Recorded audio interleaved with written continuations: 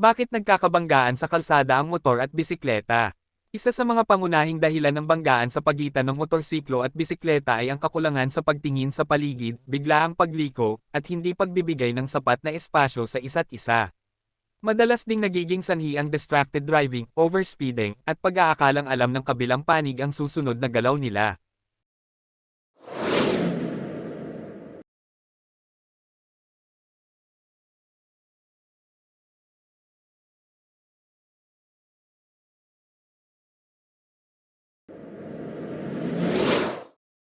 Tandaan, parehong may karapatan sa kalsada ang mga siklista at motorista.